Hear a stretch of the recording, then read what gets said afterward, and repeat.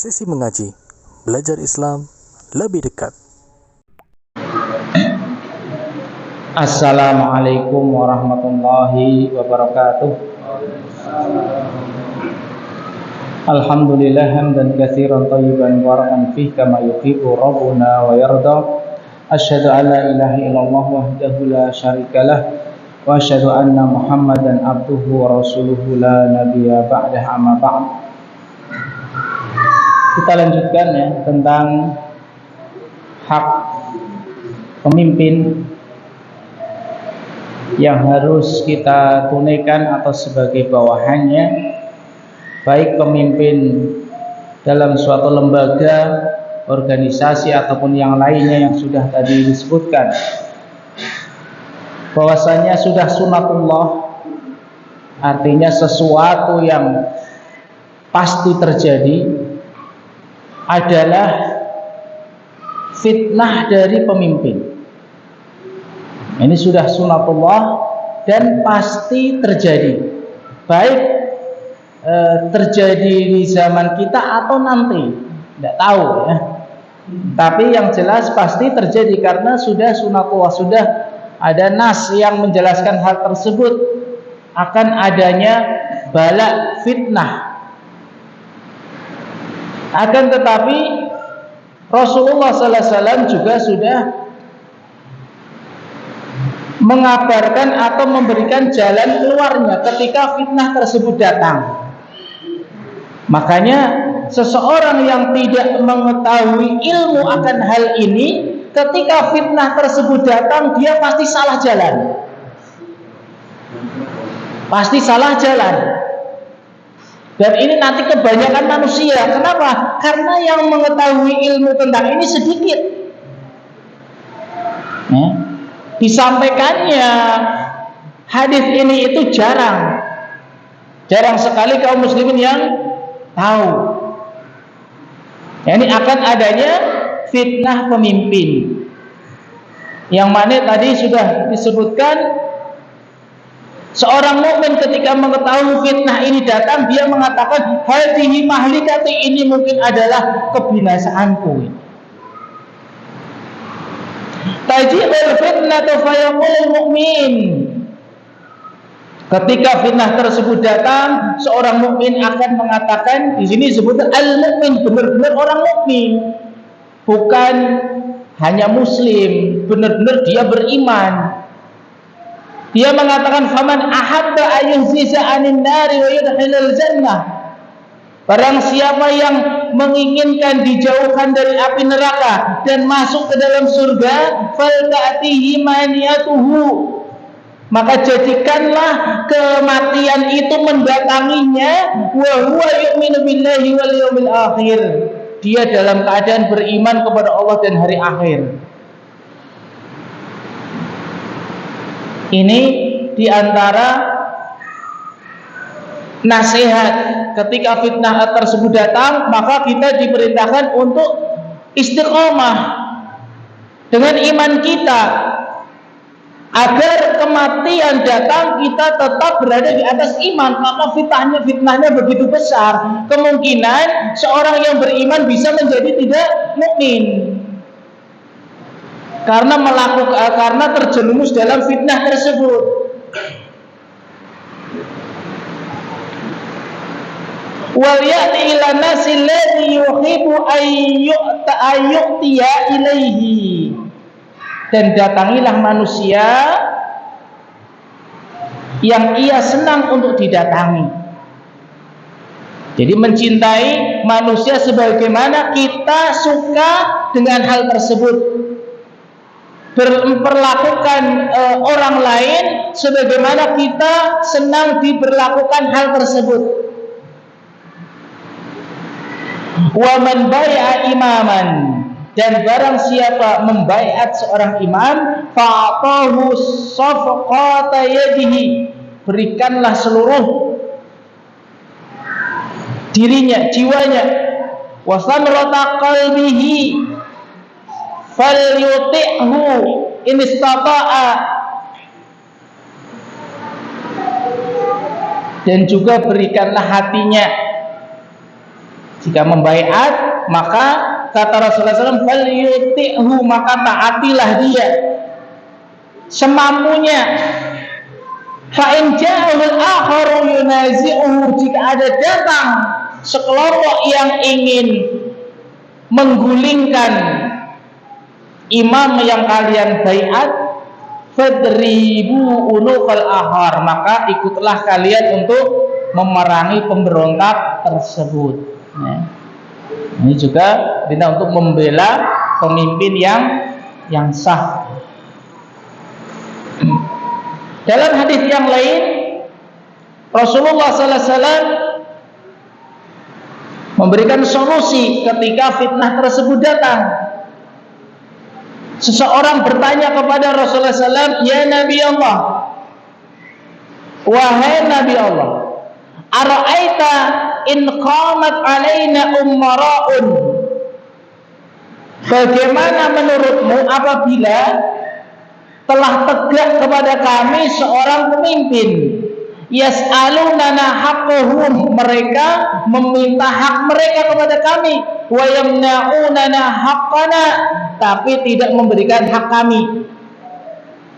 Jadi hanya mengambil haknya, menindas, kemudian tapi hak rakyat tidak ditunaikan. Fama ta'muruna, apa yang engkau perintahkan kepada kami ketika fitnah tersebut datang, ketika ada pemimpin yang seperti itu? Fa'arid anhu, kemudian orang tersebut berpaling, atau Rasulullah SAW berpaling, dan orang tersebut tanya lagi kepada Rasulullah SAW, tanya lagi tentang hal tersebut. Rasulullah SAW kemudian memberikan jawaban, ya, ketika fitnah tersebut datang, seorang pemimpin yang zalim, kata Rasulullah SAW, isma'u wa ati'u, tetap dengar dan taat. Ini akidah ini, ya, akidah seorang muslim yang harus benar-benar dijaga ketika fitnah tersebut datang. Walaupun pemimpin tersebut zalim, kita diperintahkan untuk tetap dengar dan taat. Kenapa? Karena kalau tidak taat, kemadharatan lebih besar lagi, kekacauan lebih besar lagi, sehingga syariat itu benar-benar memandang hal tersebut. Kita tetap diperintahkan untuk dengar dan taat. Fa inna ma alaihim ma humilu alaikum, ma humilu, karena sesungguhnya kewajiban mereka adalah yang dibebankan kepada mereka, yakni yang dibebankan kepada pemimpin. Wa alaikum ma humiltum, dan kewajiban kalian sebagai yang dipimpin adalah apa yang dibebankan kepada kalian. Cukup kita melaksanakan kewajiban kita taat kepada pemimpin. Adapun kedzaliman mereka, kita serahkan kepada Allah Subhanahu wa taala. Sebagaimana dalam hadis yang lain riwayat Imam Bukhari, satakunu asaratun, akan muncul pemimpin yang zalim, sebagaimana hadis tadi dijelaskan. Wa umurun tunkirunaha, perkara-perkara yang kalian mengingkarinya yang dilakukan oleh para pemimpin. Maka para sahabat bertanya, qalu ya Rasulullah fama ta'muruna, apa yang kau perintahkan kepada kami, solusinya bagaimana? Rasulullah sallallahu alaihi wasallam mengatakan, tu'adunnal haqqal ladzi 'alaikum, engkau tetap tunaikan hak yang menjadi kewajiban kalian, dengar, taat. Wa yas'alunallaha alladzi lakum, adapun hak kalian jangan minta kepada pemimpin, karena pemimpin zalim, maka mintalah kepada Allah Subhanahu wa taala. Ya, ketika sudah berusaha kok tidak ditunaikan, maka memintanya kepada Allah Subhanahu wa taala. Ini diantara hak-hak pemimpin yang wajib kita tunaikan. Kemudian yang terakhir, wa min huquqil wulati 'ala ra'iyah musa'adatur ra'iyah li wulatihim fi muhimmatihim. Yang terakhir adalah menolong mereka, membantunya, ya, membantu seorang pemimpin ketika melaksanakan urusan-urusan yang penting. Karena tanpa pertolongan bawahan ataupun rakyatnya, maka seorang pemimpin tidak bisa melaksanakan kewajiban-kewajibannya yang dibebankan kepada mereka. Mungkin ini ya yang bisa kita sampaikan. Selanjutnya tanya jawab, mungkin kalau ada pertanyaan. Fadhol. Ya, monggo. Assalamualaikum warahmatullahi wabarakatuh. Waalaikumsalam. Jadi bagaimana kalau kita memilih pemimpin yang bukan muslim, itu saja berterima kasih. Assalamualaikum warahmatullahi wabarakatuh. Bagaimana kita memilih pemimpin yang bukan muslim? Pemimpin yang bukan muslim. Kalau ada yang muslim ya yang muslim. Kalau tidak ada mau gimana lagi? Ya? Kalau ada pilihan, ya, karena tadi sudah disebutkan, pilihlah yang paling bertakwa. Ya, urut-urutannya yang paling bertakwa sesama muslim. Jika tidak ada yang muslim, berarti yang paling baik di antara mereka, seperti itu. Itu urut-urutannya seperti itu. Tapi kalau ada yang muslim dengan tidak muslim, ya tentunya muslim. Sama-sama muslim, pilih yang lebih ilmunya, ya. Karena tadi sudah disebutkan, semakin seorang pemimpin berjalan di atas sunnah, semakin mengenal sunnah, akan semakin urusan tersebut berjalan sesuai yang dikehendaki oleh Allah dan Rasulnya. Wallahu a'lam.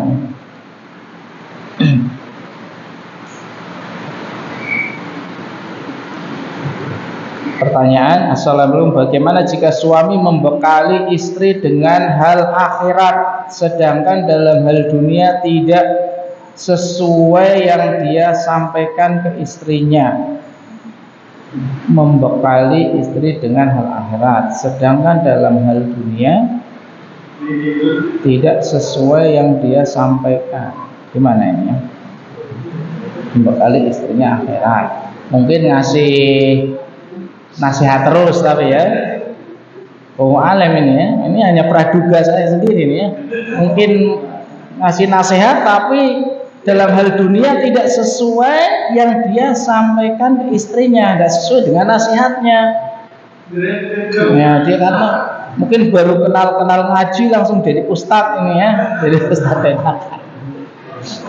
Ya, Masya Allah ya, harus ya menuntut ilmu, ini berarti kekurangannya ya.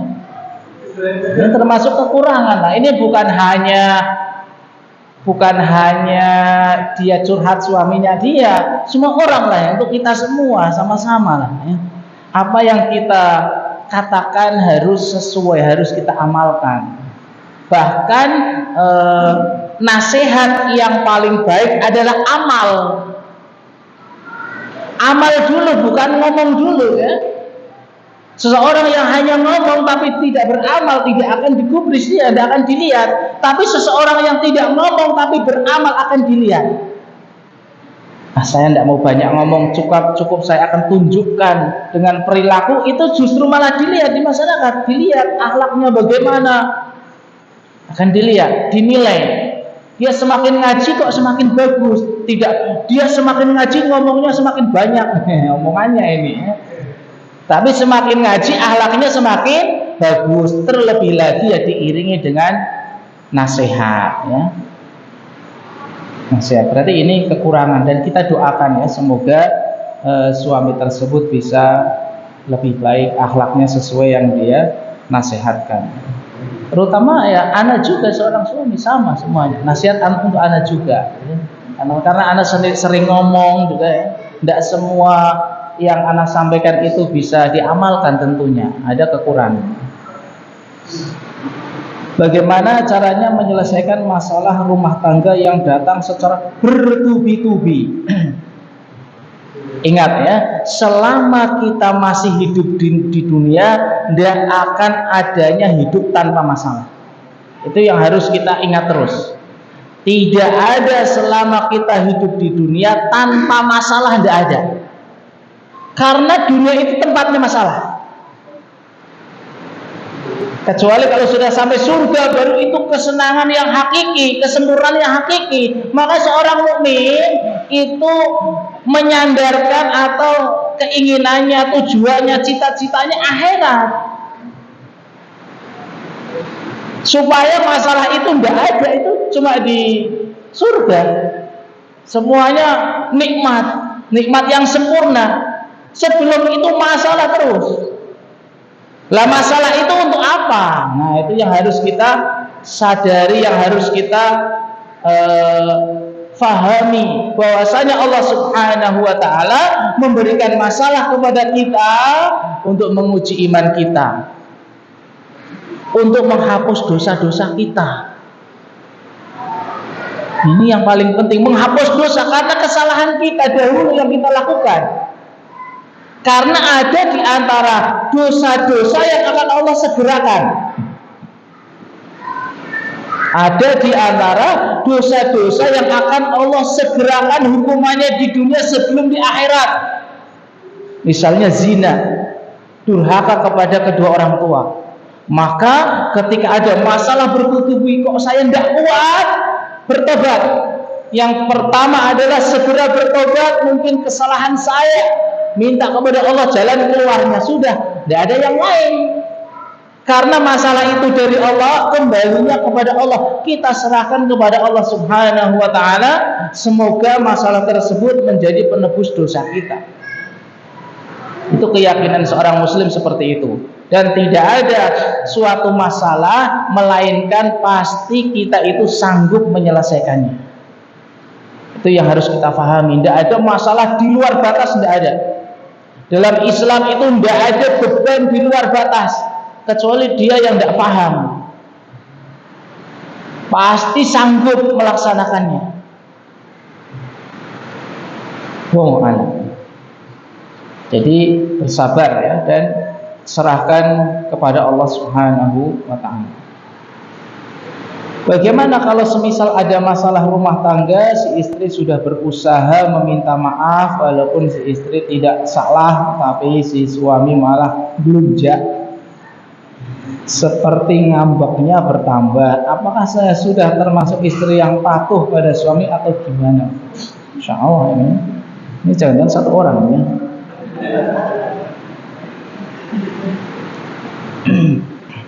Insya Allah ya. Itulah rumah tangga ya. Rumah tangga itu penuh dengan lika-liku ya. Tapi kalau kita sikapi dengan ilmu, Masya Allah, semakin hari jamaah semakin menuntut ilmu syar'i, insya Allah masalah-masalah yang ada di rumah tangga akan semakin terurai, akan semakin mudah. Sebagaimana tadi sudah disebutkan, semakin orang tersebut taat kepada Allah, manusia akan taat kepadanya. Cuman sayang, kita kan seringnya berharap ke manusia, berharap ke suami, berharap ke atasan, berharap ke orang tua dan yang lainnya, berharap manusia. Berharap ke Allah Subhanahu wa ta'ala, Allah akan jadikan manusia taat kepadanya. Allah yang akan membolak-balikkan. Maka bagi dia yang sudah berusaha meminta maaf, ya sudah, itu sudah selesai. Apakah setelah minta maaf sudah selesai sampai situ? Tidak, namanya nasihat itu terus ya. Namanya nasihat, menyadarkan pasangan itu terus. Sebagaimana kemarin sudah disampaikan, seorang suami menasihati istri sampai kapan? Sampai akhir hayat. Kenapa? Karena kekurangannya tidak mungkin hilang. Dia diciptakan dari tulang bengkok yang harus disadari oleh semua suami. Dia harus menasihati sampai kapan? Terus sampai akhir hayat, agar bengkoknya itu lurus. Kemudian ketika bengkok lagi, nasihati lagi. Seperti itu, agar rumah tangga tersebut berjalan sesuai dengan yang diinginkan oleh Allah dan Rasulnya. Kemudian karena kita sudah masuk di bulan Dzulhijjah, saya ingatkan untuk meningkatkan amal ibadah, karena amal yang dilakukan di hari-hari ini sampai 10 Dzulhijjah atau lebih sampai tasyrik, hari tasyrik memiliki keutamaan khusus yang tidak Allah berikan di hari-hari yang lain. Bahkan keutamaan hari-hari Dzulhijjah itu melebihi hari-hari di bulan Ramadan. Ya, kalau dalam hari itu yang paling baik adalah di awal bulan Dzulhijjah, tapi kalau malam adalah malam Lailatul Qadar. Sampai-sampai amal yang dilakukan hari-hari ini sampai Lebaran itu pahala jihad tidak bisa menyamai. Ya. Kata Rasulullah SAW, "Mamin ayyamin," tidak ada hari-hari dunia al-amalu salih fihina, untuk beramal saleh di dalamnya. Ingat, amal saleh bukan sembarang amal, bukan asal beramal, ya. Tapi amal yang sesuai tuntunan, karena orang beramal banyak sekali. Tapi amal yang soleh, ahabu ilallah, yang lebih Allah cintai minhu, daripada amal tersebut, fi hadhil ayamil asri, yang dilakukan di 10 hari awal bulan Dzulhijjah. Para sahabat mengatakan walil jihad fisabilillah, tidak juga menyamai pahala jihad. Kata Rasulullah, walil jihad fisabilillah, tidak bisa menyamai. Walaupun kalian ada duri di jalan, ya, batu kemudian disingkirkan, itu kan termasuk amal yang dilakukan di hari-hari ini. Pahala jihad tidak bisa menyamai. Sholat sunnah 2 rakaat, sholat yang kita lakukan, sholat maghrib, sholat isya, menuntut ilmu, pahala jihad tidak bisa menyamai. Illa rajulun, kecuali seseorang harraja binafsihi wa malihi, yang keluar bawa hartanya semua, mobilnya dijual, sawahnya dijual, bawa ke medan jihad, walam yarji min dzalika bisyai'in, tapi tidak pulang dengan sesuatu pun. Dia menjadi syuhada, meninggal di medan jihad, hartanya untuk medan jihad, baru itu bisa menyamai pahala apapun, walaupun pahala tersebut pahala yang dianggap remeh, kecil. Dianggap kecil apa? Zikir, nggak usah perlu duit, nggak usah perlu tenaga, kita cukup subhanallah, subhanallah, alhamdulillah, Allahu akbar. Itu pahala jihad tidak bisa menyamai keutamaannya yang dilakukan di awal bulan Dzulhijjah. Maka dalam satu hadis disebutkan Rasulullah SAW mengatakan, fa'aksiru, perbanyaklah fihinna, di hari-hari tersebut, minat takbiri wa tahlil wa tahmid, takbir, tahlil, tahmid. Takbir yang membaca takbir Allahu Akbar, ya. Tahmid alhamdulillah, ya. Alhamdulillah, muji Allah. Tahlil la ilaha illallah, la ilaha illallah, ya.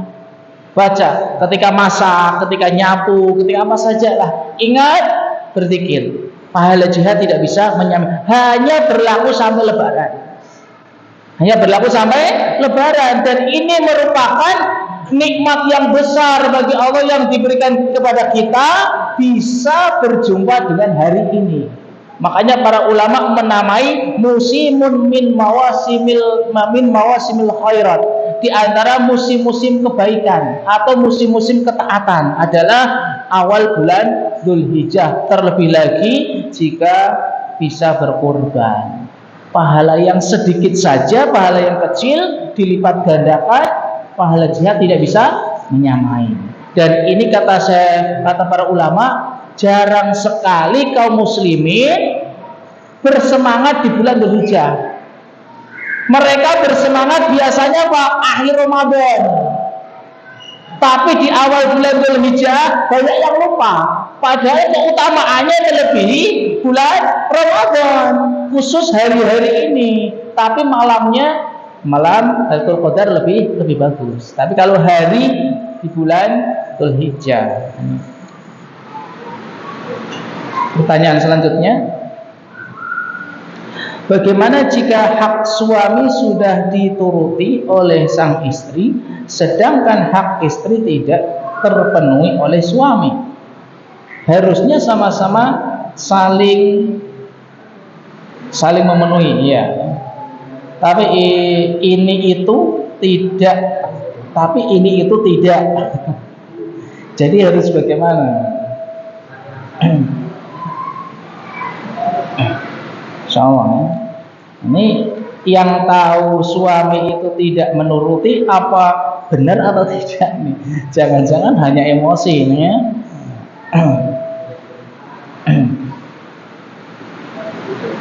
Kebanyakan ya, para suami tidak memenuhi hak istri itu karena tidak paham syariat, kurangnya menuntut ilmu. Insya Allah jamaah yang hadir sudah paham ya. Makanya suami-suami yang kurang ya, bukan karena yakin pasti memenuhi haknya, tapi mungkin kurang. Yang lain beli HP, saya tidak dibeli HP, kurang menuruti kemauannya, kurang standarnya di masyarakat ya. Yang lainnya punya motor, saya tidak dikasih motor ya. Karena yakin ya masih memenuhi haknya, akan tapi mungkin masih kurang, masih kurang. Maka ya ilmulah, sesuai dengan ilmunya. Semakin seseorang mengetahui haknya, semakin takut kepada Allah, tentunya dia akan berusaha menunaikan haknya. Tapi ingat, ada juga di antara suami yang memang kurang mampu. Kalau dan dia diberikan pilihan di zaman Rasulullah sudah ada. Diberikan pilihan, kalau kamu bisa bersabar, silakan sebagaimana istri-istri Rasulullah SAW minta tambahan jatah, tambahan bulanan. Rasulullah SAW memberikan pilihan, jika engkau mau bersabar, tetap dengan hal tersebut. Jika tidak, dipersilahkan untuk cari yang lain. Persilahkan untuk cari yang lain. Ya karena memang kemampuan saya seperti ini. Saya sudah mengusahakan segenap tenaga untuk cari tambahan ini, tapi hasilnya segitu misalnya ya. Suami yang sudah berusaha, sudah ini, biasa kemampuannya seperti itu. Bagaimana lagi? Apa saya harus mencuri itu ayam tetangga gitu ya? Disyukuri ya. Sesuatu yang disyukuri insya Allah akan melimpah. Mungkin kita saja yang kurang bersyukur, karena masalahnya bukan hanya ini saja. Mungkin kita kurang bersyukur, kurang mensyukuri nikmat. Bagaimana kita kurangnya melihat rumah tangga Rasulullah SAW. Mungkin kalau si istri ini menjadi istrinya para sahabat Rasul, aduh sebulan tidak masak di mana ini ya. Adanya air dengan kurma, insya Allah kurang bersabar ya. Bersabar demi anak, demi akhirat. Kesabaran terhadap suami juga ibadah, juga dapat pahala ya. Bukan terbuang begitu saja. Kesabaran seorang istri yang di rumahnya 24 jam kerjanya ya, tapi tidak ada gajinya ya. Kerjanya 24 jam tapi tidak ada gaji gitu ya. Makanya harus disadari itu pekerjaan yang berat, yang pahalanya besar. Kalau seorang istri tidak memahami hal tersebut, pasti akan banyak protesnya. Tapi kalau seorang istri sudah paham, saya ini bekerja meladeni anak, istri untuk akhirat, insya Allah akan semakin tabah. Akan semakin tabah karena tujuannya akhirat. Tidak apa-apa saya hidup pas-pasan atau yang lainnya, yang penting nanti di akhirat saya jadi orang paling kaya-kaya. Oh halah. Ini untuk menyemangati ya semuanya. Cukup? Ada yang lain?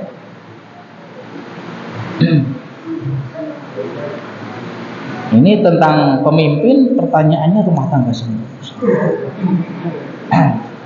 Sama ya.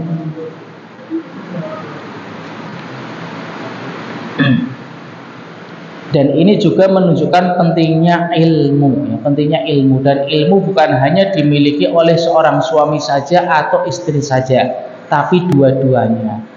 Seorang suami yang sering ikut kajian harus sering menasihati juga istrinya agar sama-sama berjalan di atas jalan yang. Assalamualaikum warahmatullahi wabarakatuh. Alhamdulillah Assalatu wassalamu ala Rasulillah wa ala alihi wa ashabihi wa man walah wa man tabi'ahum bi ihsan ila yaumil qiyamah. Qala Allah ta'ala ya ayyuhalladzina amanu taqullaha haqqa tuqatih wa la tamutunna illa wa antum muslimun. Amma ba'd. Alhamdulillah, puji syukur kepada Allah Subhanahu wa ta'ala. Di tempat yang mulia ini kita bisa berkumpul, berjumpa dalam rangka beribadah kepada Allah Subhanahu wa ta'ala. Dan hal tersebut di antara bekal kita agar perjalanan menuju Allah Subhanahu wa ta'ala akan dipermudah.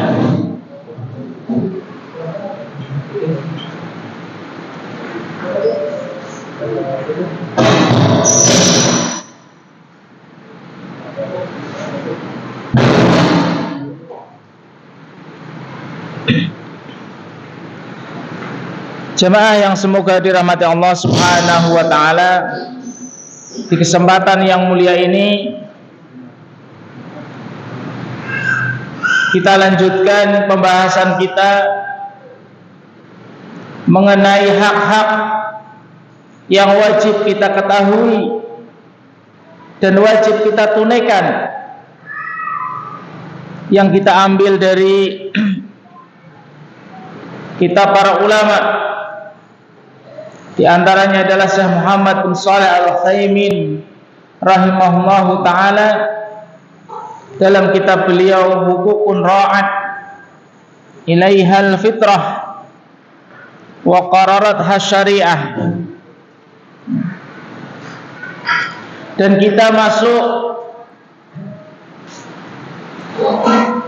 ke pembahasan Al-Haqqus Sabi', hak yang ketujuh, yakni hukukul wulati war ra'iyah,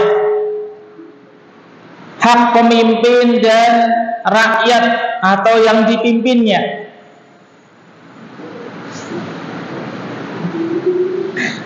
Yang mana ini adalah di antara usul pokok akidah Ahlus Sunnah di dalam ketaatannya kepada pemimpin harus didasari dengan syariat yang mulia, bukan sesuai dengan kehendak kita masing-masing. Karena hal tersebut bagian dari sunnatullah, sesuatu yang akan menjadi ujian bagi kaum muslimin. Di antara salah satu ujian bagi kaum muslimin adalah pemimpinnya, yang mana nanti akan kita sebutkan. Di antara adalah pemimpin yang tidak menunaikan kewajibannya. Lalu bagaimana seorang muslim menyikapi hal tersebut? Insyaallah ya, itu yang akan kita sampaikan. Qala al-mu'alif rahimahullahu ta'ala Syekh Muhammad bin Shalih Al-Utsaimin rahimahullahu ta'ala, al-wulatu yang dinamakan pemimpin adalah humul ladzina yatawallawna umural muslimin, yakni orang-orang yang mereka mengurusi urusan-urusan kaum muslimin. Jadi siapapun orangnya yang mereka mengurusi urusan kaum muslimin, mereka bisa disebut sebagai pemimpin. Sawa'an kanatil wulatu amatan, baik hal tersebut pemimpin secara umum, karaisil a'la fi daulah, seperti pemimpin dalam satu negara, daulah, pemerintahan, ya, presiden atau raja, ya. Am khasatan karaisi ala idaratin muayyanatin, atau secara khusus pemimpin suatu perkantoran, ya, pemimpin perkantoran atau pemimpin koperasi, pemimpin TPA, ya, pemimpin masjid, ya, takmir dan yang lainnya. Au amalin muayyanin, atau memimpin suatu acara, gerigan misalnya, ya, kerja bakti, ada acara camping bersama, nah kan diangkat pemimpin. Jadi pembahasannya bukan hanya pemimpin suatu negara, ya, presiden, camat, bupati, bukan hanya hal tersebut, tapi lebih meluas, pemimpin apapun, baik dalam perkantoran, koperasi, atau dalam hal suatu amal, kegiatan, ya, ini tadi kerja bakti, ataupun dalam hal misalnya sampai-sampai ketika kalian misalnya ingin piknik, ya, piknik bersama, itu harus diambil seorang untuk menjadi pemimpin, ya, itu bisa dinamakan pemimpin. Wa qulu haula'i lahum haqqun, mereka semua memiliki hak. Namanya hak berarti harus kita tunaikan. Kalau kita dalam rombongan tersebut, dalam perkumpulan tersebut, kita bukan sebagai pemimpin, berarti wajib menunaikan hak mereka. Yajibul qiyamu bihi ala ra'iyatihim, yang wajib ditunaikan oleh yang dipimpin atau rakyatnya. Kalau dalam hal pemerintahan berarti rakyat, tapi kalau perkantoran, ya, itu berarti bawahannya. Nah, bawahannya wajib menunaikan hak-hak yang memimpin dalam perkantoran ataupun perkumpulan tersebut. Wali ra'iyatihim haqqun alaihim kadzalik, demikian juga yang dipimpin juga memiliki hak yang wajib para pemimpin tersebut tunaikan. Jadi baik yang memimpin dan yang dipimpin masing-masing memiliki hak dan kewajiban. Dan setiap kita pasti di mana-manapun tempatnya pasti akan menempati di antara dua hal ini, entah kalian nanti sebagai pemimpin atau yang dipimpin. Tidak mungkin sendirian, ya. Kita dalam hidup sosial itu pasti mau tidak mau akan masuk ke dalam salah satunya, baik sebagai pemimpin atau yang dipimpin, dan masing-masing memiliki hak dan kewajiban.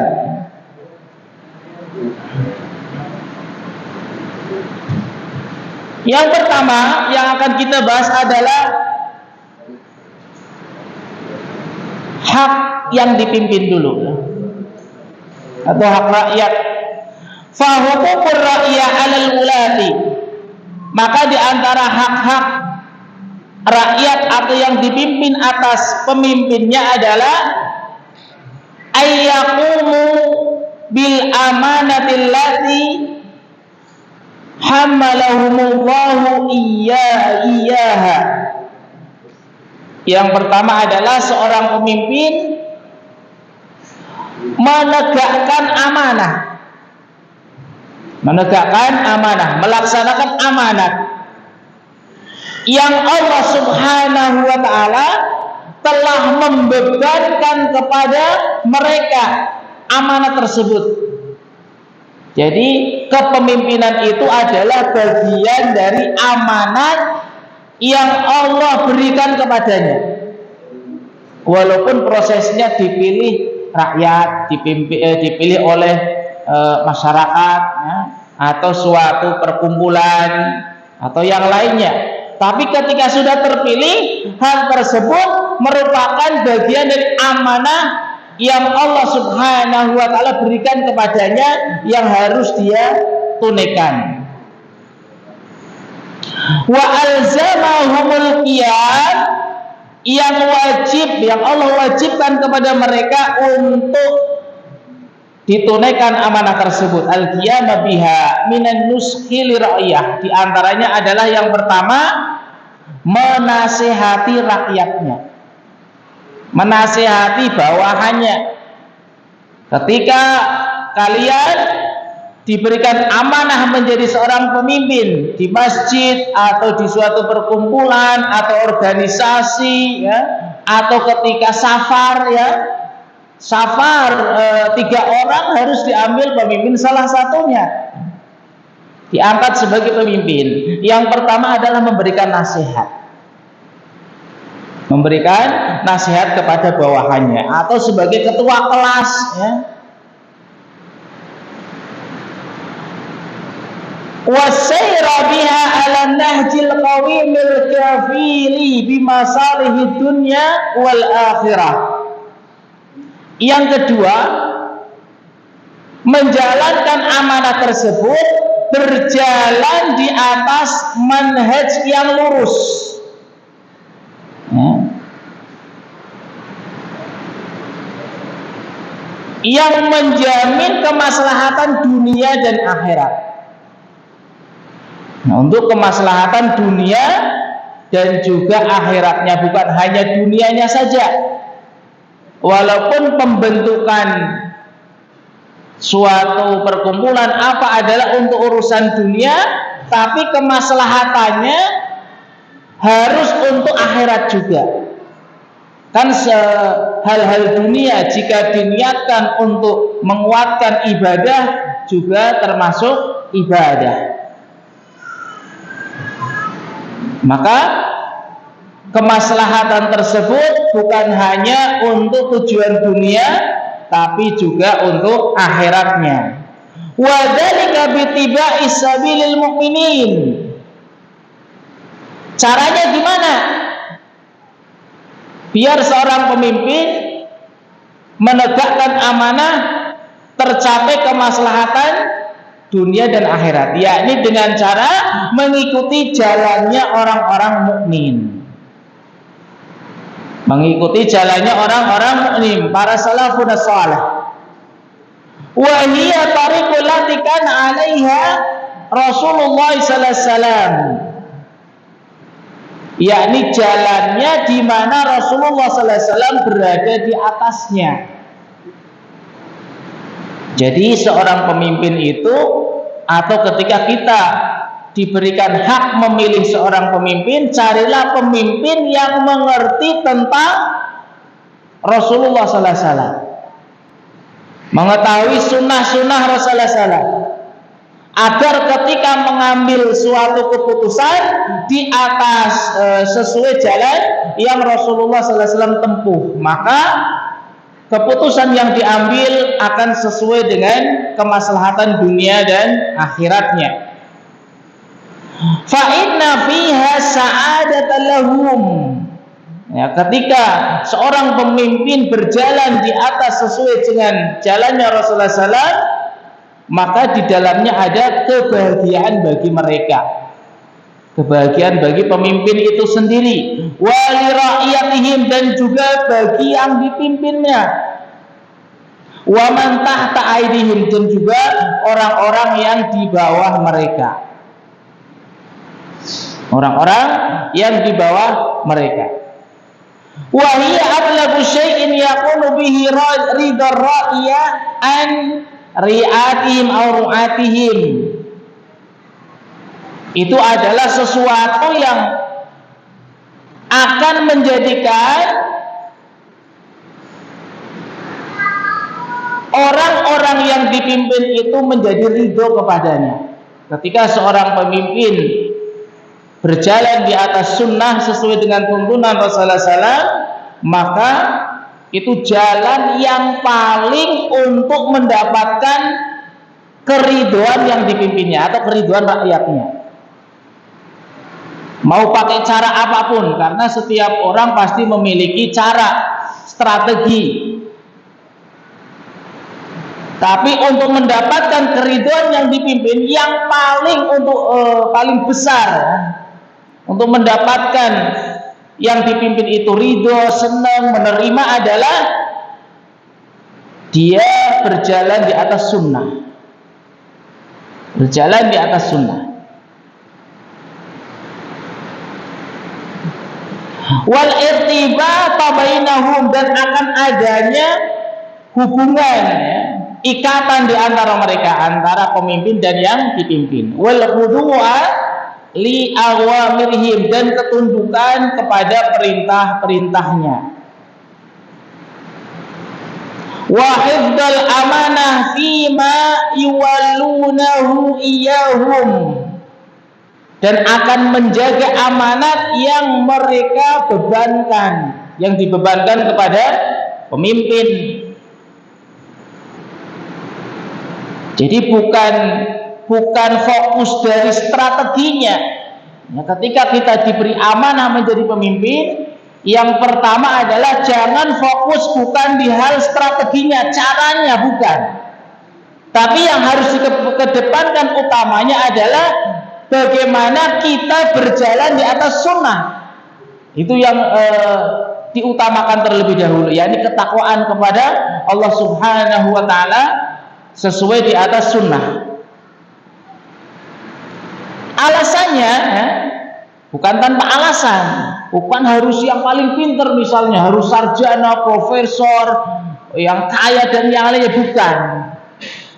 Justru yang paling utama untuk mendapatkan keridhaan rakyatnya, urusannya berjalan lancar, yang paling utama adalah ketakwaannya kepada Allah Subhanahu wa taala sesuai sunnah Rasulullah Sallallahu Alaihi Wasallam. Ini yang harus menjadi catatan. Jadi bukan kepandaiannya, bukan kepandaiannya, tapi ketakwaannya kepada Allah. Alasannya, fa inna man ittaqallaha ittaqahun nasu. Ini kaidah. Kata Syekh Utsaimin rahimahullah taala, sesungguhnya orang yang bertakwa kepada Allah, yang taat kepada Allah, manusia akan taat kepadanya. Siapapun yang takwa kepada Allah, manusia akan taat kepadanya. Wa man ardallaha afahu Allahu ma'unatan nasi wa ardahum anhu. Dan siapa yang ridho kepada Allah, Allah akan mencukupinya. Jadi sandarannya kepada Allah yang pertama agar urusannya selesai.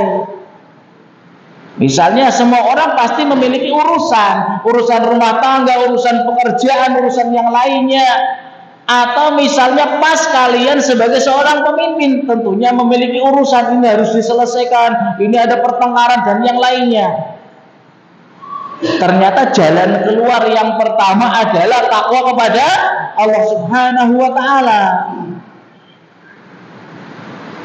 Karena itu menjadi jalan manusia akan taat kepada dia, yang dipimpin akan jadi taat. Secara akal tidak nyambung, ya. Tapi itulah syariat Islam. Siapa yang taat kepada Allah, manusia akan mentaatinya. Siapa yang mencari keridhaan Allah, manusia akan ridho kepadanya. Kenapa? Karena semuanya di tangan Allah Subhanahu wa taala. Li'annal quluba biyadillahi ta'ala. Karena hati itu berada di tangan Allah Subhanahu wa taala. Yuqallibuha kaifa yasha. Allah akan membolak-balikan sesuai dengan kehendak Allah Subhanahu wa taala. Jadi yang utama kita dalam mencari jalan keluar adalah meningkatkan ketakwaan kita kepada Allah sesuai dengan tuntunan Rasulullah sallallahu alaihi wasallam. Itu dalam segala urusan. Bahkan secara umum, bukan hanya dalam hal mengatasi masalah seorang pemimpin. Ketika kita diberikan amanah sebagai seorang pemimpin. Ini diantara kewajiban seorang pemimpin atau hak rakyat, yakni pemimpin menunaikan amanah yang dibebankan kepadanya sebagai seorang pemimpin sesuai dengan tuntutan syariat. Wa amma huququl wulati 'ala ra'iyah. Kemudian yang selanjutnya adalah adapun hak-hak al-wulati, hak pemimpin, 'ala ra'iyah, atas yang dipimpin atau rakyatnya, berarti kewajiban rakyat.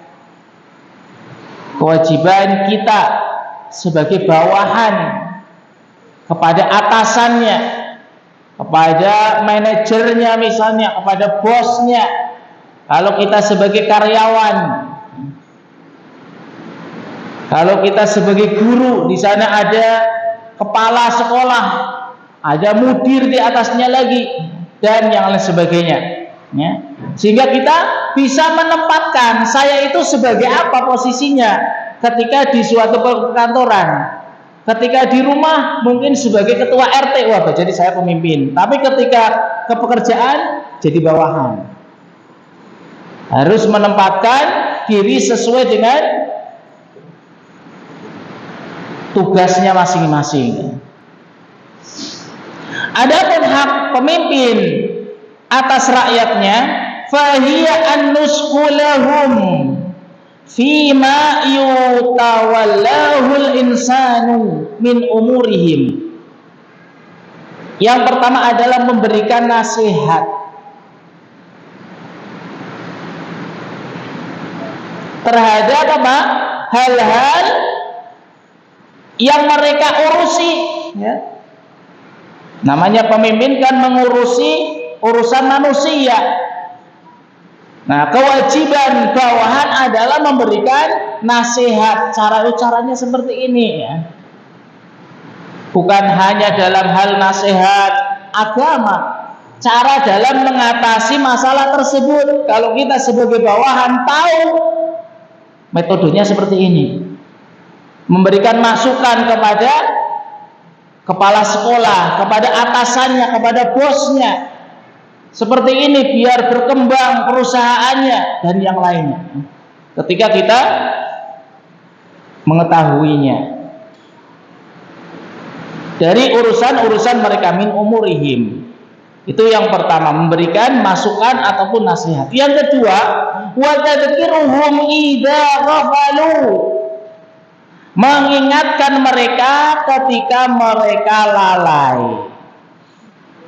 Namanya manusia itu kadang melenceng, kadang keputusannya salah, kadang tidak sesuai dengan tuntunan syariat, ya.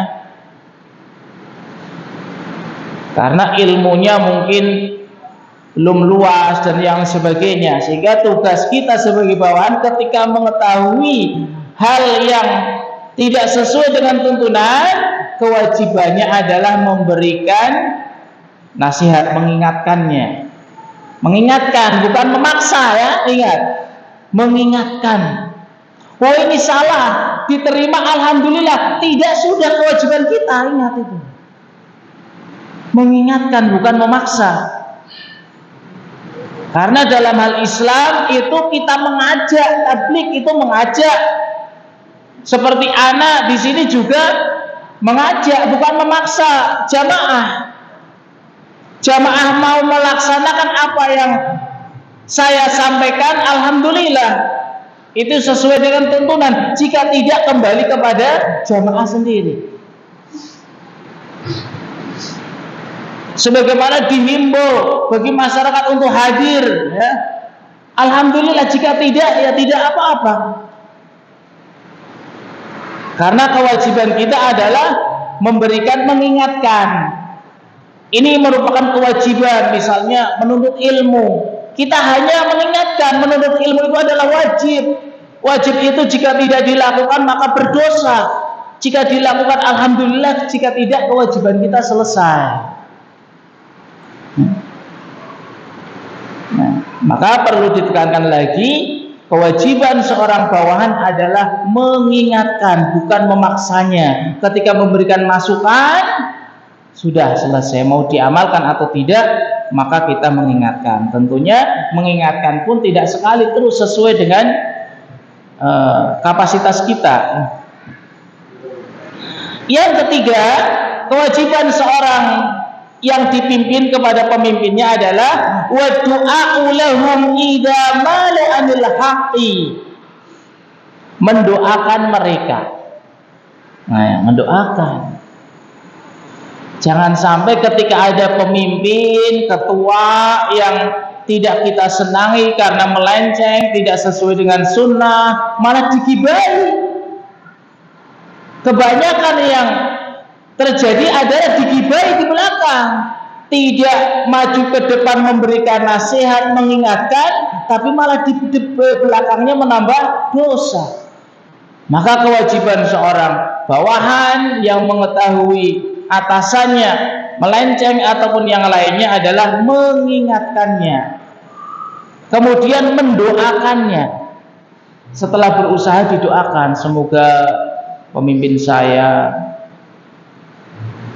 diberikan hidayah, diberikan taufik, semangat dalam menuntut ilmu sesuai dengan sunnah dan yang sebagainya, didekatkan dengan para ulama, didoakan ketika mulai melenceng dari kebenaran.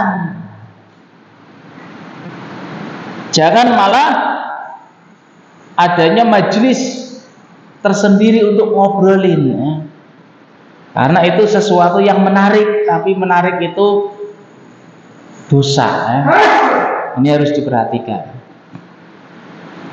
Kemudian yang keempat, wamtithalu amrihim fi ghairi maksiyatillahi ta'ala. Yang keempat adalah melaksanakan perintah mereka selama perintah tersebut bukan maksiat. Melaksanakan perintah mereka, perintah pemimpin atau kebijakannya, selama ada catatannya di sini, selama kebijakan tersebut, perintah tersebut bukan maksiat kepada Allah. Karena apa? La ta'ata li makhluqin fi maksiatil khaliq. Tidak ada ketaatan kepada makhluk di dalam bermaksiat kepada Allah Subhanahu wa ta'ala. Ini kaidah, ya. Boleh kita mentaati, bahkan diwajibkan taat kepada pemimpin selama hal tersebut, perintah tersebut bukan perintah yang maksiat.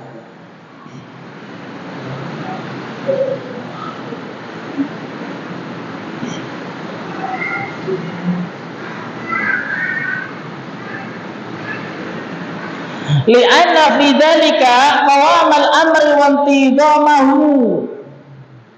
Karena ketika hak-hak pemimpin itu dilaksanakan, ya, menasihati, mendoakan, mengingatkan, melaksanakan perintahnya, maka akan terlaksana urusan-urusannya dan akan menjadi teratur. Wa fi muhalafatihim wa isyanihim, dan di dalam menyelisihi mereka, tidak mau menasihati, tidak mau mendoakan, tidak mau mengingatkan, acuh, dibiarkan, maka yang terjadi adalah intisyarul fawda, akan tersebarnya kekacauan, wa fasadal umuri, dan kerusakan urusan tersebut. Karena apa? Tidak ada nasihat dari bawahan. Masa seorang pemimpin sendirian menyelesaikan masalah tersebut? Tidak bisa. Karena pemimpin itu hanya mengatur, tapi yang melaksanakan tugas ya semuanya tetap.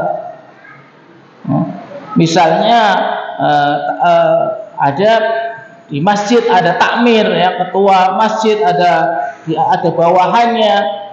Jadi yang melaksanakan bukan yang atasnya saja, tidak bisa, tidak akan terlaksana. Semuanya yang di atas itu hanya ngatur saja. Semuanya bekerja, semuanya sama-sama. Jika tidak dilaksanakan, maka ya akan menjadi rusak urusannya. Walidzalika amara Allah bi ta'atihi wa ta'ati rasulih wa ulil amri. Faqala ta'ala. Sehingga Allah Subhanahu wa taala memerintahkan untuk taat kepadanya, kepada Rasulnya sallallahu alaihi wasallam dan juga pemimpin. Dalam surat An-Nisa ayat 59 Allah Subhanahu wa taala berfirman, "Ya ayyuhalladzina amanu." Hai orang-orang yang beriman, atiullaha wa atiur rasul wa ulil amri minkum. Taatlah kalian kepada Allah dan taatlah kepada Rasul dan kepada pemimpin kalian. Kepada pemimpin kalian. Ini di antara dalil wajibnya taat kepada pemimpin. Rasulullah sallallahu alaihi wasallam dalam sebuah hadis riwayat Imam Bukhari dan Muslim dari sahabat Ubaidillah ibni Umar An-Nafi' an ibni Umar radhiyallahu anhum ajma'in. Rasulullah sallallahu alaihi wasallam bersabda, "Alal mar'il muslim." Wajib bagi seorang muslim as-sam'u wa ta'ah, dengar dan taat, fima uhibba wa kuriha, di dalam hal-hal yang disukai ataupun dibenci. Selama hal tersebut bukan maksiat, kita diperintahkan seorang muslim untuk as-sam'u wa ta'ah. Ini merupakan usul ya. Usul itu pokok akidah para salaf, para sahabat untuk taat kepada pemimpin selama bukan maksiat. Baik perintah tersebut disukai ataupun tidak disukai. Illa ayya'mura bi maksiatin, kecuali memerintahkan maksiat. Falasam awala ta'ah, maka jangan taat dan jangan didengarkan. Dalil yang kedua, hadis riwayat Imam Muslim an Abdullah bin Amr, kunna ma'an Nabi sallallahu alaihi wasallam, kami bersama Nabi sallallahu alaihi wasallam fi safarin, di sebuah safar. Fanazalna manzilan fanada munadi Rasulullah sallallahu alaihi wasallam. Kami singgah di suatu tempat, kemudian ada seorang utusan Rasulullah SAW yang memanggil, as-salatu jami'ah, salat jamaah.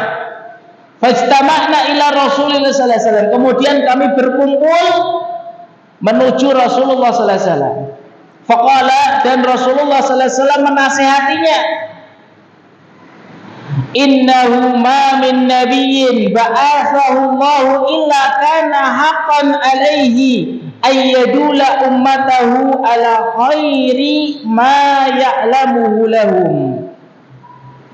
Tidak ada satu nabi pun yang Allah mengutusnya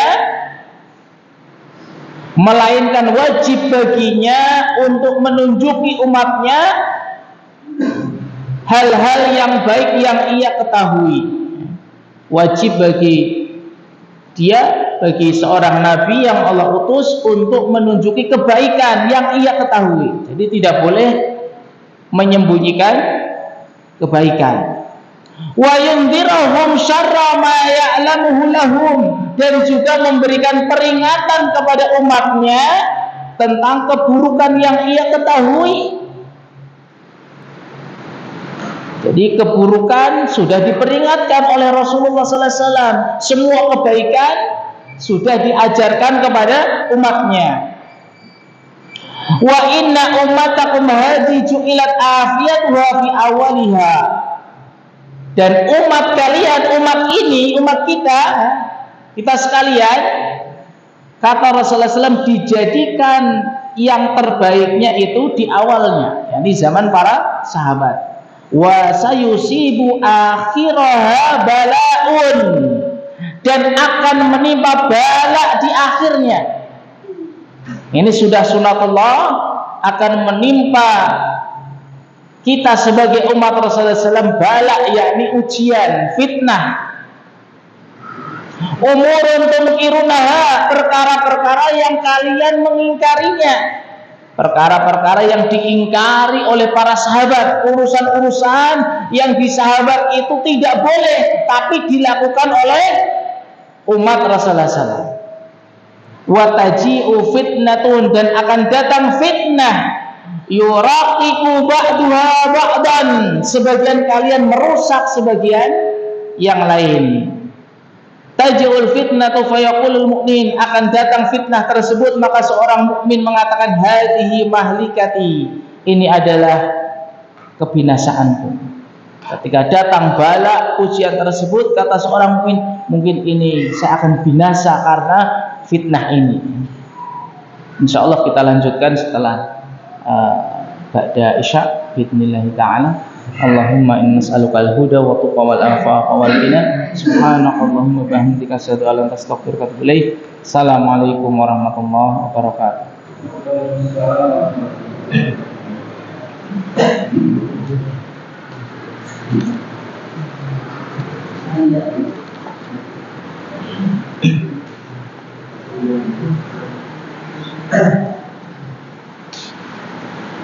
Kurangnya adalah kekurangan dari saya karena keterbatasan ilmu yang saya miliki. Allahumma inna nas'alukal huda wa tuqa wal afafa wal ghina. Subhanakallahumma bihamdika asyhadu an la ilaha illa anta astaghfiruka wa atubu ilaik. Assalamualaikum warahmatullahi wabarakatuh.